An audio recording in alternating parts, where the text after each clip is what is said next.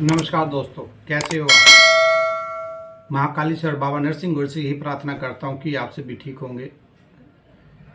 पहली वीडियो में मैंने कुछ थोड़ी सी बोटी जो मेरे गुरुओं ने मुझे जानकारी दी, तो मैंने आपके साथ मैंने उसको शेयर की। अगर उसमें कुछ बताने में या कुछ लफ्ज़ में मेरे से कोई गलती होगी हो तो मेरी माफ़ करना। जितना मेरे गुरु ने मुझे बताया था तो मैंने आप लोगों को बताया। ये मैं उसका दूसरा भाग बनाने जा रहा हूँ। मेरे कहने सुनने में अगर किसी भाई को कोई मेरे शब्दों से किसी को ठेस लगे तो मुझे माफ़ करना। एक मैं तीसरी वीडियो आएगी मेरी, जो कि पूरा ही बाबा नरसिंह गौरी के बारे में पूरी जानकारी दूंगा। कहाँ से बाबा नरसिंह गौरी चले, किस जगह रुके, कौन कौन से देवता इनके साथ थे, किसके सामने इन्होंने अपना स्वरूप रखा, किसके शीश पर आकर इन्होंने क्या क्या काम करे।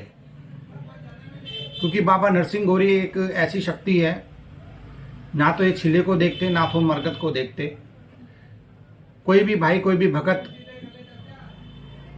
कोई भी इसको कोई किसी भी प्रकार का इनको अगर काम सौंपते हो तो ये उस काम को करते हैं।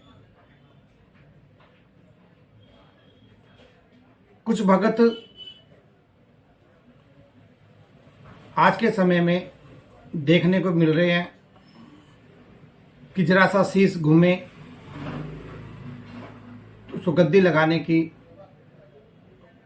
उमंग होती है। और सच्चा देवता, सच्चा भगत कभी भी देवताओं के नाजायज फायदा नहीं उठाएगा, ना ही कोई दिखावा करेगा। पहले जो क्रिया चलती थी, जो पुराने भगत करते थे,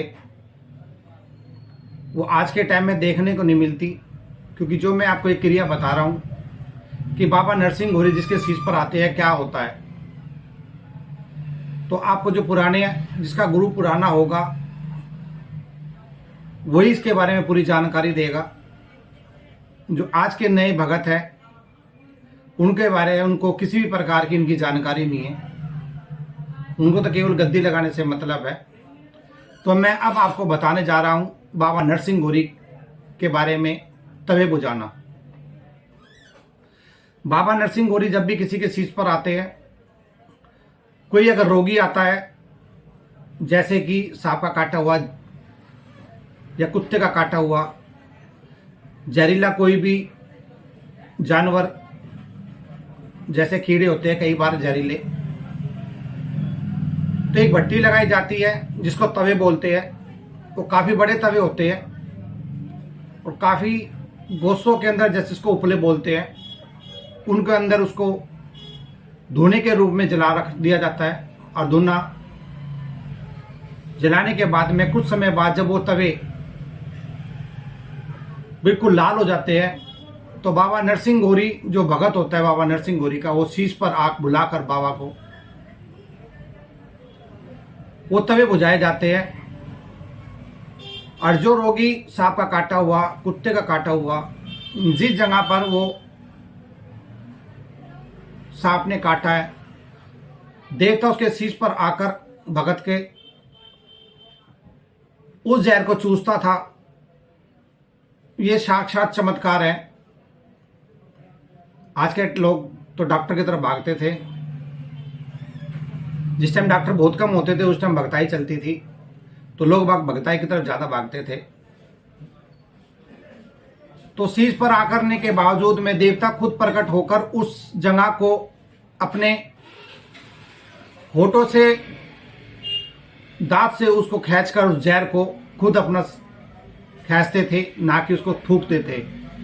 खुद भगत के शरीर पर वो जहर अंदर चला जाता था और उनका भगत का बाल भी बाका नहीं होता था। जैसे कुत्ता जिसने काट लिया कुत्ते के, उसके बाद उसको भी यही क्रिया थी। फिर कुछ परहेज होते थे, वो परहेज करते थे, कुछ झाड़ा थे। और चमत्कार ये देखिए कि देवता किसी के शीश पर आने के बावजूद में उस जहर को अपने मुंह में रखना, अपने मुंह में रखने के बाद उसका सेवन करना, और भगत को कुछ भी नहीं होना। क्या आज के समय में क्या ये कोई भगत कर सकता है? मेरे को तो आज तक नहीं मिला कोई भी, झाड़ने वाला ही नहीं है। जरा सा किसी का कुछ हो गया तो वो सीधा डॉक्टर के पास भागेगा। तो मुझे तो आज तक अब तक कोई मिला नहीं है बाबा नरसिंह घोरी का कोई भी देवता का कि भाई सांप का काटा हुआ खुद अपने आप को कष्ट देकर उसको बहुत चूसता हो। अब मैं बता रहा हूँ आपको तवे कैसे बुझाए जाते थे।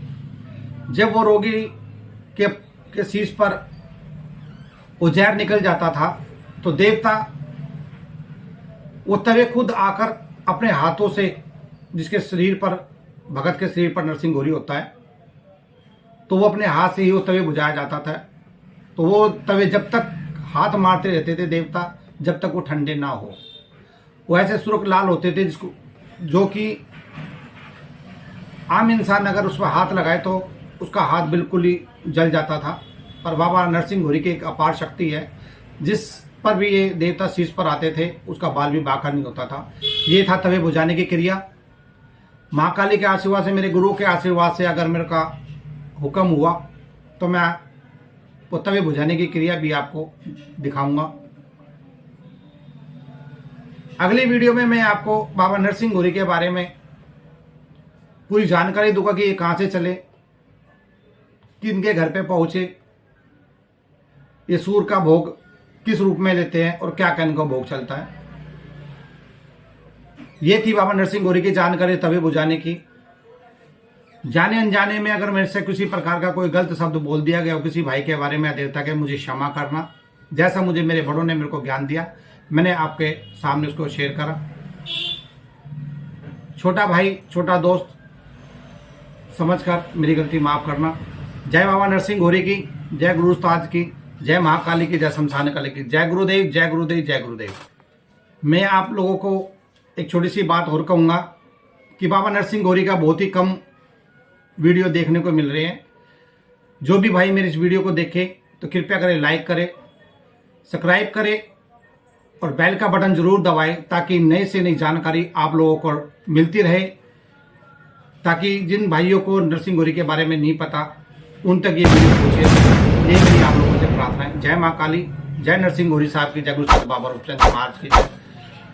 आदेश आदेश आदेश।